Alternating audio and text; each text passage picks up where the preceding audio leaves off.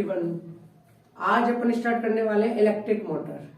Electric motor start करने से पहले अपन ना बात करते हैं, क्या अपन ने कभी इलेक्ट्रिक मोटर के बारे में सुना है? तो इसका जवाब होगा हाँ जी सुना है। हमने देखा है कि इलेक्ट्रिक मोटर यूज की जाती है वॉशिंग मशीन में, अपन को फैन को ऑपरेट करने में, या फिर मोटर बाइक में, ठीक है, या ग्राइंडर मिक्सर के अंदर। तो बात आती है कि हमें ये तो पता है कि इलेक्ट्रिक मोटर इन जगहों पे यूज की जाती है, या मैं यहां तक ये बात कह सकता हूं कि इलेक्ट्रिक मोटर एक ऐसी जगह यूज की जाती है जहां घूमने की बात हो। देखो पंखा घूमता है, वॉशिंग मशीन में फैन घूमता है, या ग्राइंडर घूमता है, ठीक है।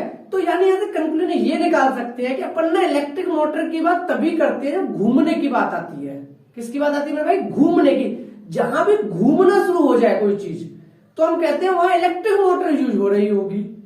तो क्लियर है मेरे भाई? तो इलेक्ट्रिक मोटर का यूज हमें पता है और आज हम पढ़ने वाले इलेक्ट्रिक मोटर होता क्या है। क्लियर है? तो सबसे पहले तो हम इलेक्ट्रिक मोटर के बारे में इतना जानते हैं कि वो ना किसी भी चीज को घुमाने में हेल्प करती है। तो यहां से हम उसकी डेफिनेशन को लिख सकते हैं,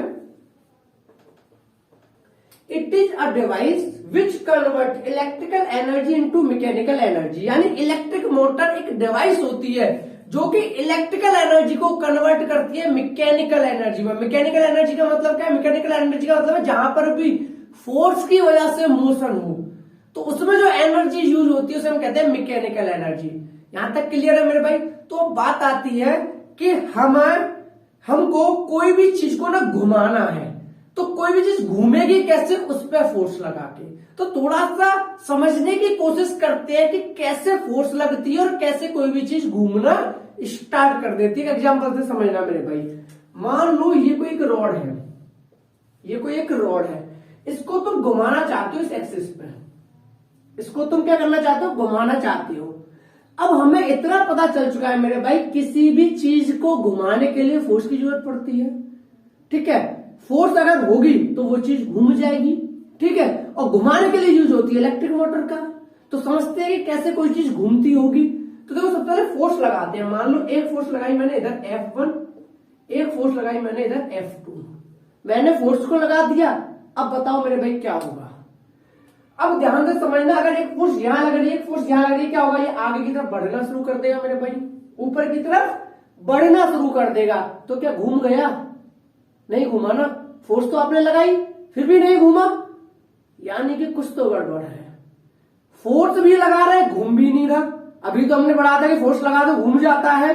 देखते हैं। अब ना फोर्स को मान लो ऐसे लगा दो, ऐसे लगा दो, इधर F1 ये लो F2। अब क्या होगा मेरे भाई? इन दोनों फोर्स की वजह से ये नीचे की तरफ गिरना शुरू कर देगा।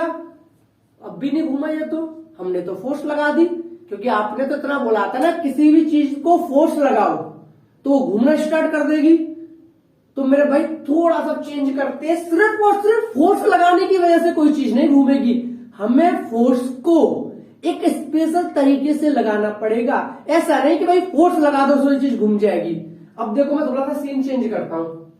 अगर मैं इधर ऐसे फोर्स लगा दूं, अब देखना F2। अब बताओ मेरे भाई, एक फोर्स लग रही है इधर, एक फोर्स लग रही है इधर। अब देखो ये घूमना शुरू कर देगा। इस फोर्स की वजह से ये वाला पार्ट आएगा नीचे और इस फोर्स की वजह से ये वाला पार्ट जाएगा ऊपर। तो ये कैसे घूमना स्टार्ट कर देगा मेरे भाई? ये घूमना स्टार्ट कर देगा इस तरीके से, क्योंकि इस फोर्स की वजह से नीचे आ गया, इस फोर्स की वजह से ये ऊपर चला गया। तो यहां से कंक्लूजन क्या निकला? यहां से कंक्लूजन ये निकला कि अगर आप किसी भी चीज को घुमाना चाहते हो तो उस पर फोर्स तो लगानी ही पड़ेगी, पर साथ में ये भी ध्यान देना पड़ेगा कि फोर्स आप किस तरीके से लगा रहे हो। कोई भी ऐसी फोर्स लगाने की वजह से नहीं घूमेगा। आपको फोर्स ऐसे लगानी पड़ेगी, परपेंडिकुलर और एक दूसरे के अपोजिट डायरेक्शन। अगर इस तरीके से फोर्स लगाई तो इसके अंदर रोटेशनल मोशन आ सकता है। तो अब हमें यह तो पता चल गया कि किस तरीके से फोर्स लगाए तो रोटेशनल मोशन आ जाएगा। क्लियर है मेरे भाई? अब अपने टॉपिक पे वापस आते हैं। हमारा टॉपिक है मोटर। अब हमें पता है मोटर वहां यूज होती है जहां घूमने की बात हो। तो क्या हम ये बात कह सकते हैं, क्या हम ये बात कह सकते हैं कि मोटर पे फोर्स लगती होगी जिसकी वजह से घूमती है? फिर अपने साथ में ये भी बोला कोई भी फोर्स की वजह से कोई चीज नहीं घूमती। अगर मोटर घूम रही होगी कहीं ना कहीं तो उसमें एक स्पेशल तरीके से फोर्स लग रही होगी, ऐसे नहीं कोई भी फोर्स लगा दो, कैसे भी फोर्स लगा दो वो घूम जाएगी।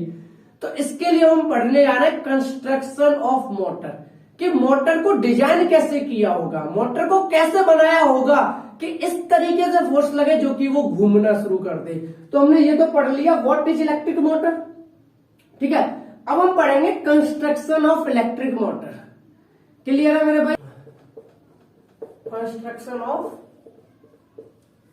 Electric motor. तो मेरे भाई कंस्ट्रक्शन में क्या क्या चीज होती है पहले बता देता हूं। पहली चीज होती है रेक्टेंगुलर कॉइल, एक यूज होता है रेक्टेंगुलर कॉइल। दूसरा यूज होता है इसके अंदर मैग्नेट्स। तीसरा यूज होता है इसके अंदर बैटरी। एक इसके अंदर यूज होता है कम्यूटेटर, या इसका नाम एक और होता है स्प्लिट रिंग। क्या होता है मेरे भाई? और एक इसमें यूज होते हैं कार्बन ब्रशेस, कार्बन ब्रशेस। यानी इन 5 चीजें यूज की जाती हैं इलेक्ट्रिक मोटर को बनाने में। एक रेक्टेंगुलर कॉइल, एक मैग्नेट, एक बैटरी, एक कम्यूटेटर, ये कम्यूटेटर नाम होता है स्प्लिट रिंग, अभी हम पढ़ेंगे कम्यूटेटर क्या होता है, और एक कार्बन ब्रशेस। इनको यूज करके हम एक इलेक्ट्रिक मोटर का कंस्ट्रक्शन करते हैं। यहां तक क्लियर है मेरे भाई? तो ये था कंस्ट्रक्शन इलेक्ट्रिक मोटर। अब बात करते हैं कि ये कंस्ट्रक्शन किस तरीके का दिखता है या कैसे इनका अरेंजमेंट बनाया जाता है। तो वो मैं आपको यहाँ फिगर बना के दिखा देता हूं। देखो मेरे भाई, एक हो गई अपन की मैग्नेट, ये हो गया नॉर्थ, ये हो गया साउथ, तो अपन की मैग्नेट आ गई। दूसरा क्या बोला? Rectangular coil. यहां होती है एक रेक्टेंगुलर कॉइल, तो मेरे भाई रेक्टेंगुलर कॉइल भी आ गई, A B C D, rectangular coil भी आ गई। ओके, नेक्स्ट बैटरी, बैटरी भी अभी लेकर आएंगे। फिर लेकर आते हैं कम्यूटेटर। कम्यूटेटर यहां पे इस तरीके से कनेक्ट होते हैं, ऐसे समझ लो।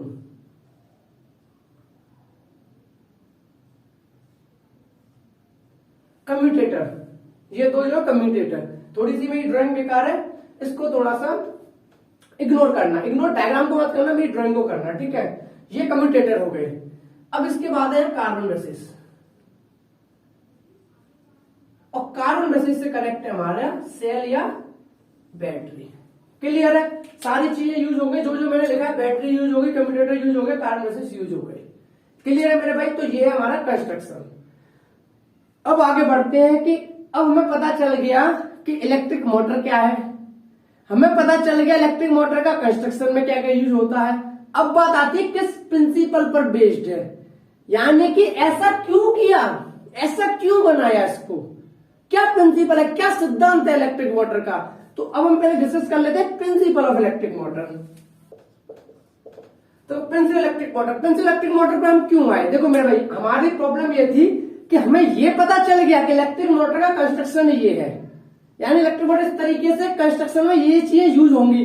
पर आपके अंदर एक सवाल होगा कि मैंने यही डिजाइन क्यों बनाई, इसको मैग्नेट के बीच में क्यों रखा, इस रेक्टेंगुलर कॉइल को मैग्नेट के बीच में क्यों रखा, ऊपर क्यों नहीं रखा, इसके साइड में क्यों नहीं रखा, मैग्नेट को साइड में क्यों नहीं रखा। तो इसका जवाब देगा ये principle. Principle of electric motor कहता है कि जब भी when a current carrying wire placed in a magnetic field a force is acting on it, यानी कि जब भी करंट कैरिंग वायर को मैग्नेटिक फील्ड में रखा जाता है तो उस पर एक फोर्स लगती है। तो ये हमारा प्रिंसिपल ऑफ इलेक्ट्रिक मोटर। तो मेरे भाई क्लियर हो गया होगा कि मैंने इसे बीच में क्यों रखा, क्योंकि देखो इस बैटरी से आएगा करंट, यहां फ्लो करेगा करंट। अभी भी हमने पढ़ा कि जब भी current carrying wire magnetic field में रखा जाए इस प्रिंसिपल के अकॉर्डिंग तो इस पर एक फोर्स लगता है। और हमें किसी भी चीज को रोटेट कराने के लिए किस चीज की जरूरत थी मेरे भाई? हमें जरूरत थी फोर्स की। तो प्रिंसिपल से क्लियर हो गया, इसलिए ऐसा रखा क्योंकि इस पर फोर्स लग सके। यहां तक कोई डाउट मेरे भाई? तो अभी ये हो गया हमारा प्रिंसिपल इलेक्ट्रिक मोटर, यानी हमने दो चीजें देख ली, एक देख लिया कंस्ट्रक्शन ऑफ इलेक्ट्रिक मोटर, दूसरा देख लिया प्रिंसिपल ऑफ इलेक्ट्रिक मोटर। यानी कि जब भी current carrying wire magnetic field में रखा जाएगा उस पर एक फोर्स लगेगी। क्या लगेगी मेरे भाई? उस पर एक फोर्स लगेगी और उस फोर्स की वजह से रोटेशनल मोशन होगा। तो अब हम पढ़ते हैं वर्किंग ऑफ इलेक्ट्रिक मोटर, यानी कैसे फोर्स लगेगी और कैसे उसका मोशन होगा। तो वर्किंग ऑफ इलेक्ट्रिक मोटर मेरे भाई, अब ध्यान से समझना वर्किंग ऑफ इलेक्ट्रिक मोटर। पहले मैं वर्किंग समझा देता हूं, फिर उसके बाद में कुछ क्वेश्चंस जो कि आपके उनमें डाउट उठ रहे होंगे उनके जवाब दूंगा, ठीक है।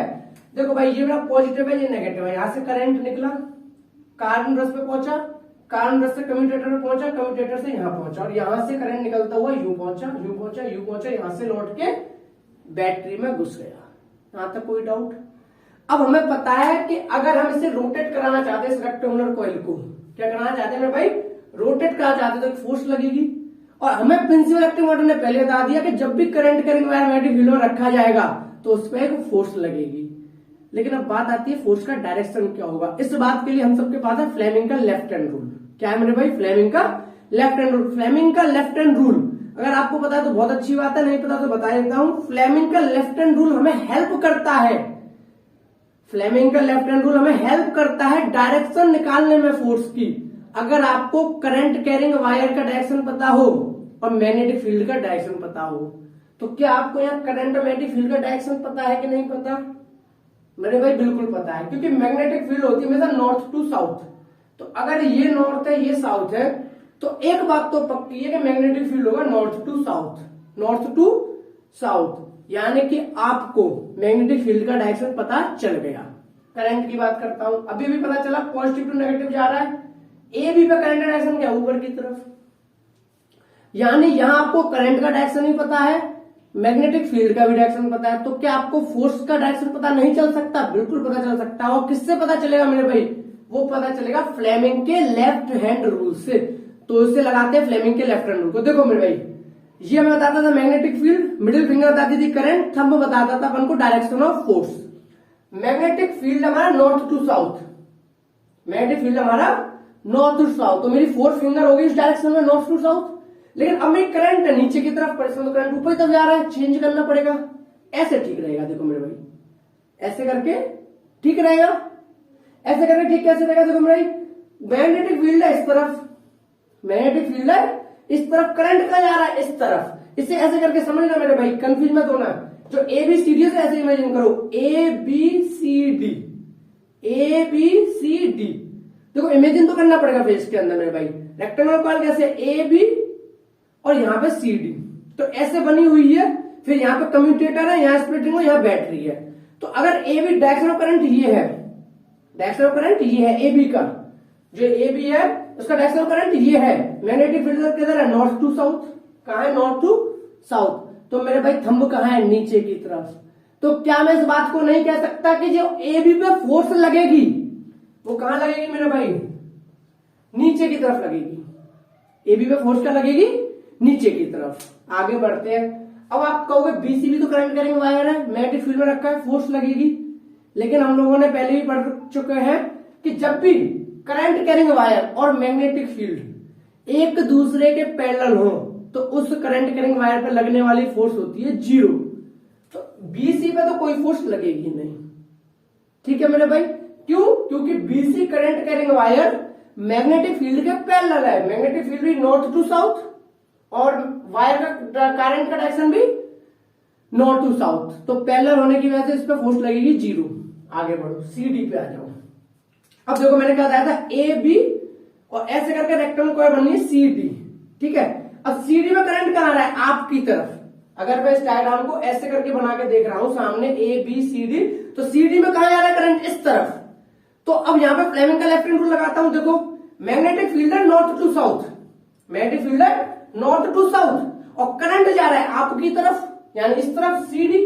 तो नीचे की तरफ फोर्स कहां लगेगी मेरे भाई? ऊपर की तरफ। फ्लेमिंग के लेफ्ट हैंड रूल के अकॉर्डिंग फोर्स कहां लगेगी? ऊपर की तरफ। तो इस वाले पे लगेगी फोर्स ऊपर की तरफ। क्लियर है मेरे भाई? अब बात आ जाओ इस वाले पे। इस वाले में फिर से वही बात, यहां पर फिर से क्या है? पैरेलल करंट मैग्नेटिक फील्ड, तो यहां पर भी फोर्स है 0। तो यहां से कंक्लूजन ये निकला कि जो ये रेक्टेंगुलर करंट कैरिंग वायर है ए बी सी डी, इसके अंदर फोर्स बस ए बी वाले पार्ट पे लग रही है और फोर्स सी डी वाले पार्ट पे लग रही है। कहां का लग रही है? ए बी वाले पार्ट में, सी डी वाले पार्ट में। इधर फोर्स नहीं लग रही है क्योंकि पैरेलल है। करंट तो यहां भी फ्लो कर रहा है, मैग्नेटिक फील्ड में तो यहां भी है, लेकिन फोर्स 0 है। तो भाई एक बात बताओ, इसमें फोर्स लग रही है नीचे की तरफ, इसमें फोर्स लग रही है ऊपर की तरफ। तो क्या होगा? इसे मैं एक एग्जाम्पल से समझाने की कोशिश करता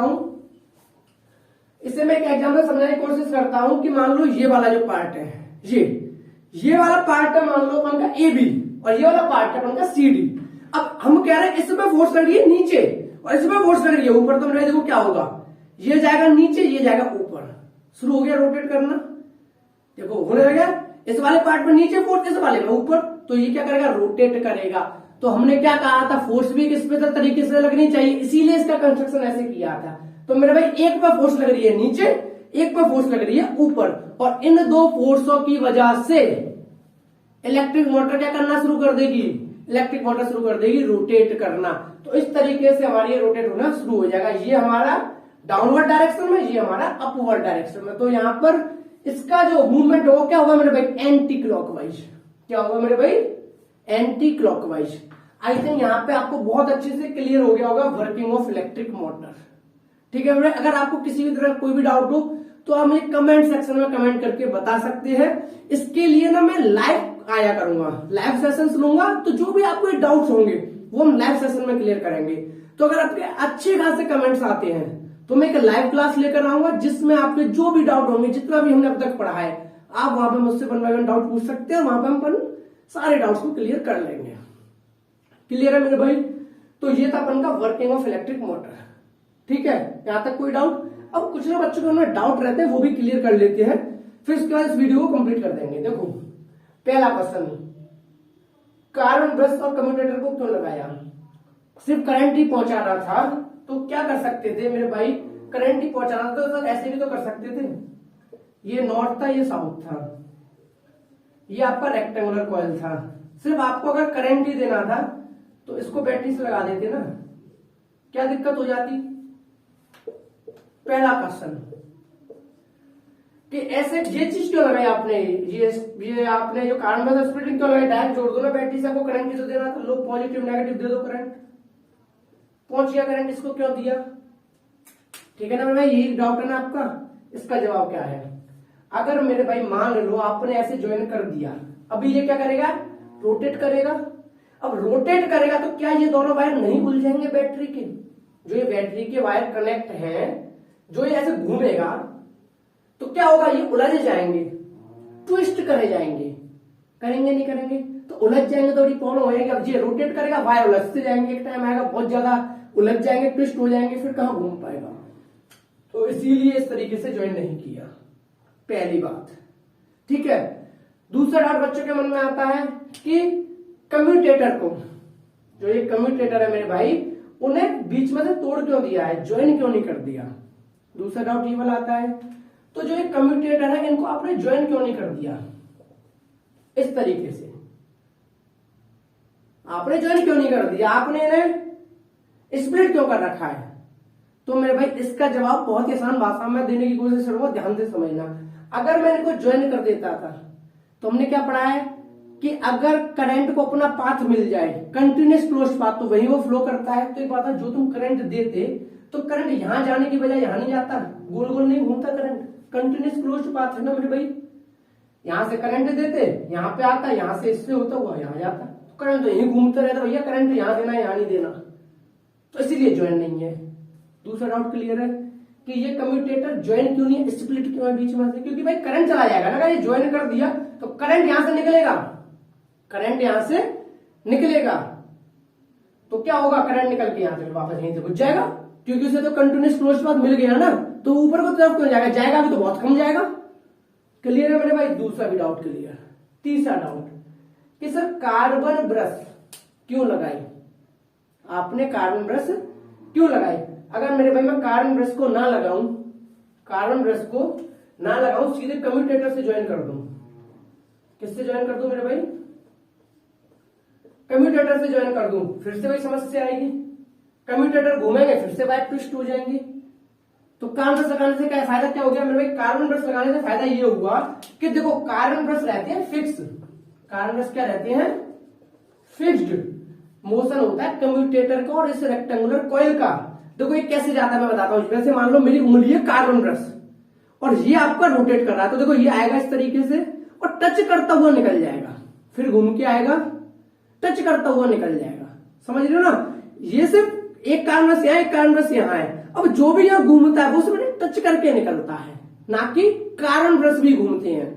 तो कंक्लूजन निकला कार्बन ब्रश तो फिक्स रहते हैं, जो एक कम्यूटेटर है वो 1 बाय 1 कार्बन ब्रश को टच करते हैं। कम्यूटेटर ये वाला पहले इस कार्बन ब्रश को टच करेगा, घूम के आएगा, अब इस वाले को टच करेगा, फिर घूम कर जाएगा, फिर इस वाले को टच करेगा। तो इससे फायदा ये हो गया कारण ब्रश लगाने की वजह से। अब ये वायर उलझेंगे नहीं। देखो ये हो गया सेपरेट, जो ये वाले वायर है वो क्या हो गया सेपरेट। अब घूम कौन रहा है, सिर्फ ये रेक्टेंगुलर कॉइल और कम्यूटेटर। तो ये वाला कम्यूटेटर फिर इस कारण ब्रश के पास जाएगा, ये वाला इस पे। तो ऐसे ये भी घूमते रहेंगे और वायर भी हमारे ट्विस्ट नहीं हुए, उलझे नहीं। आई थिंक ये भी क्लियर हो गया होगा कि कारण ब्रशेस को क्यों लगाया। क्लियर है मेरे भाई, ठीक है। तो यहां तक अपन के क्वेश्चंस क्लियर हो गए। अब एक जो डाउट है उसका मैं जवाब नहीं दूंगा, उसे मैं आप लोगों को घर के लिए दूंगा, या मुझे कमेंट सेक्शन में कमेंट करके बताना। अगर आप लोगों के कमेंट आएंगे तो एक ना लाइव सेशन लूंगा जिसमें मैं उस डाउट को क्लियर करूंगा, वरना मैं नहीं क्लियर करूंगा। मेरा डाउट ये है, देखो ध्यान से समझना, कारण ब्रश दो है, ठीक है। एक कारण ब्रश ये है, कारण ब्रश ये है, इनसे जो है ना कम्यूटेटर। तो जब तक जो कम्यूटेटर है या स्प्लिट रिंग है उनसे टच है तो करंट मिल रहा है। बैटरी नीचे है, बैटरी से करंट गया कारण ब्रश पे, कारण ब्रश ने करंट दिया कम्यूटेटर को, कम्यूटेटर ने करंट दे दिया आगे रेक्टेंगुलर कॉइल को, कोई दिक्कत नहीं, लौट के आगे। पर एक बात बताओ, जब रोटेशन होता होगा तो कम्यूटेटर जो ये वाले हैं वो एक टाइम के बाद यूं हो जाते होंगे। जो ये कम्यूटेटर है मेरे भाई वो एक टाइम के बाद यूं हो जाते होंगे। अब कम्यूटेटर तो यूं हो गए, कारण ब्रश अब भी कहां है, एक यहां है, एक यहां है। अब भाई एक बात बताओ, इस वाले पॉइंट पर कम्यूटेटर यहां है और कारण ब्रश यहां और यहां है, करंट कहां मिल रहा है, टच कहां हो रहा है, बैटरी से करंट जा रहा है कारण ब्रश पे। कारण ब्रश तो अपनी जगह है, पर जो आधा रोटेशन हुआ उसकी वजह से कम्यूटेटर पहुंच गया इस जगह। तो अब तो कारण ब्रश को टच नहीं कर रहा, ना ये वाला कम्यूटेटर ना नीचे वाला कम्यूटेटर, तो करंट कहां से आ रहा है, और जब तक करंट नहीं मिलेगा तब तक ऊपर फोर्स नहीं लगेगी। तो यही क्वेश्चन है कि बताओ हाफ रोटेशन के बाद जो कम्यूटेटर है इस पोजीशन के आने का तो मैंने फोर्स कहां से मिलेगी। इस डाउट का आंसर जानना चाहते हैं मेरे भाई तो कमेंट करके कमेंट सेक्शन में बताना, मैं तभी इसका डाउट क्लियर करूंगा। क्लियर मेरे भाई। तो ये था अपन का इलेक्ट्रिक मोटर के बारे में। आई थिंक आपको बहुत अच्छे से क्लियर हो गया होगा। अगर आपको किसी तरह का कोई भी सजेशन दे रहा हो कमेंट सेक्शन में कमेंट करके बता सकते हैं। ओके भाई, थैंक यू सो मच।